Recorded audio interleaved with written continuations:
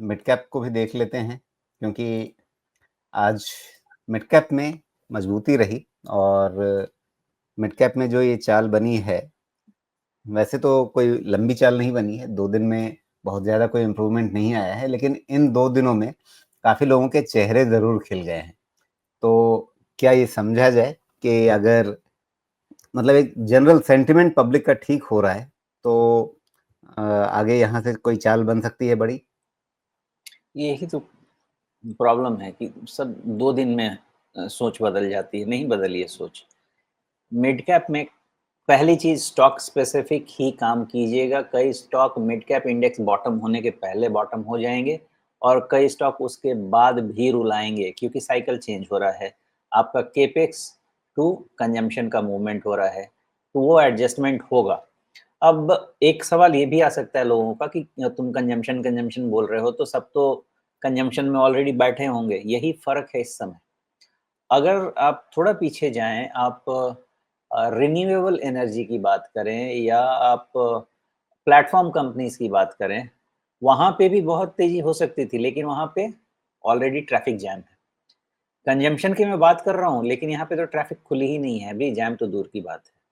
इसलिए यहाँ पे अभी काम करेंगे ना, तो आपको अगले 2 साल फ़ायदा होगा। लेकिन अगर यही मिड और स्मॉल कैप में आप फिर से जाएँगे कि अपना पुराने फ्रेंड्स जो आपके हैं, वो लेने के लिए, तो शायद इस साइकिल में आपको ये होगा डिसअपॉइंटमेंट होगा।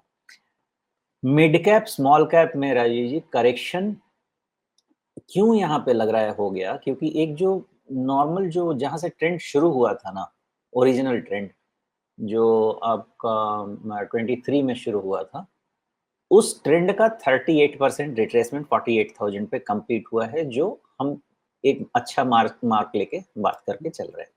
जी, लगा रखा तो है। 49 हाँ, वही आपका कह रहा हूँ। तो जी। उसके कारण से एक होप पे ये बात कर सकते हैं कि मिड कैप में जो होना था हो गया, लेकिन ट्रेंड रिवर्सल तब तक डिस्कशन नहीं में आना चाहिए, मेरे हिसाब से नहीं आना चाहिए, जब तक आप 55,500 के ऊपर वाला रीगेन ना कर लें। उसके बाद भी शायद मैं बोलूँगा रुकने के लिए, लेकिन उतना मिनिमम लगेगा। आपको ध्यान हो, तो ये अभी आपको थोड़ा एनालॉजी ड्रॉ करके दे रहा हूँ। निफ्टी स्मॉल कैप ने अपना प्रीवियस हाई को क्लियर किया था, लेकिन उसको क्लीन चिट क्यों नहीं दिया गया? क्योंकि निफ्टी मिड कैप का 60,000 का मैंने साइकिल टारगेट ले लिया था। तो निफ्टी स्मॉल कैप को क्लीन चिट कब मिलता? जब निफ्टी मिड कैप को 60,000 का क्लीन चिट मिल जाता। निफ्टी मिड कैप ने क्लीन चिट नहीं लिया 60,000 का, देयरफॉर चूंकि निफ्टी स्मॉल कैप उसको ट्रेल करेगा, इसलिए एनालिसिस क्या लेनी पड़ेगी मुझे कि अभी हमको थमना पड़ेगा, और वो थमना पड़ा। ओके, इसीलिए पहला हिट होने दीजिए, एक कंधा इसका निकलने दीजिए कम से कम 54,500 55,500 का। उसके बाद शायद उसकी एनालिसिस शुरू करें, लेकिन फिर अगर आपका सवाल होगा कि तब तक देर हो जाएगी, तो उसका जवाब मेरा यही है कि स्टॉक स्पेसिफिक तो अभी भी आपको फुल इन्वेस्टेड रहना है। चॉइस क्या है, वो ध्यान रहना चाहिए। जी। अच्छा, एक चीज़ बताइए कि अगर मान लीजिए अभी 38 परसेंट ये रिट्रेसमेंट जो हुआ है, यहाँ पर अगर मान लीजिए कि ये गिरावट नहीं रुकने वाली हो, तो उसके लिए फिर हमें नीचे खतरे का निशान कहाँ लगाना पड़ेगा? क्योंकि ये एक आपके हिसाब से रिट्रेसमेंट का बहुत एक अच्छा लेवल तो है, जहाँ उम्मीद कर सकते हैं। हमें ऊपर के लिए आपने बता दिया, अभी ये 48-49 हज़ार के बदले नहीं, या 51,000 अभी है। 51,000 पे नहीं, या 5 यहाँ से 4,500 पॉइंट ऊपर जाकर के तब कन्फर्म करेंगे कि हाँ, तेज़ी हो रही है।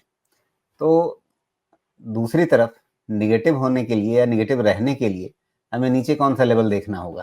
क्योंकि एक ओके। पॉसिबिलिटी ये भी हो सकती है कि 50% रिट्रेसमेंट पूरा करे 45,000 तक आ जाए, हुँ, क्योंकि वाइडर इंडेक्स में इस तरह का राउंडिंग टॉप आप कई बार कहते हैं कि 50% होता ही है। ठीक है। इसको थोड़ा-सा मैक्रो के साथ समझना पड़ेगा, बिकॉज़ डायरेक्टली अगर यहाँ पे लेंगे, हम उसको भी समझ सकते हैं, लेकिन फिर वो ट्रेड स्टैंड पॉइंट से हो पाएगा। लेकिन अगर मिड कैप को ओवरऑल अगर उसका बिहेवियर समझना है, इसके लिए मिड कैप और स्मॉल कैप सबसे इम्पोर्टेंट है कि अर्निंग्स का टर्न अराउंड होना चाहिए। अगर अर्निंग्स का टर्न अराउंड नहीं दिखता है, तो मिड और स्मॉल कैप में कोई भी ट्रेंड लाइन लगा लीजिए, चला जाएगा। अब क्या होगा? लास्ट क्वार्टर से आपको सारे ई-वे बिल, दुनिया बिल जितना भी है, सब में आपको जीएसटी सब में अच्छा इम्प्रूवमेंट दिखना मिल रहा है। अभी लास्ट क्वार्टर के एंड से डेटा देखना शुरू करें तो। अब और हमें क्या मिल रहा है? लिक्विडिटी पुश मिल रहा है और हमें क्या मिल रहा है? रिटेल के हाथ में पैसा मिल रहा है और हमें क्या मिल रहा है? Credit growth because of potential credit growth because of rate cut and potential further rate cut. अगर इन सिनेरियो को लगाया जाए तो मुझे ऐसा लगता है कि यहाँ से second half of the coming financial year एक अच्छा ग्रोथ टर्न अराउंड का ईयर होना चाहिए और बाहर वाले भाई जो हैं, जो बेचे जा रहे हैं, उनको क्या चाहिए? ग्रोथ चाहिए, उनको ईपीएस ग्रोथ चाहिए। तो जो सर्कमस्टेंसेस मेरे सामने हैं, उसके हिसाब से मैं यही कहना चाहूँगा कि शायद हो गया। मिड स्मॉल कैप में 5-10% ऊपर-नीचे तो 1 आध दिन में हो जाता है। लेकिन अगर इन सर्कमस्टेंसेस को सामने रख के मैं सोचना चाहूँ, तो मेरे हिसाब से शायद हो गया। इन आइसोलेशन अब इनको भूल जाइए जो जिसके बेसिस पे मैं काम कर रहा हूँ, मैं उसके बेसिस पे ही काम कर रहा हूँ।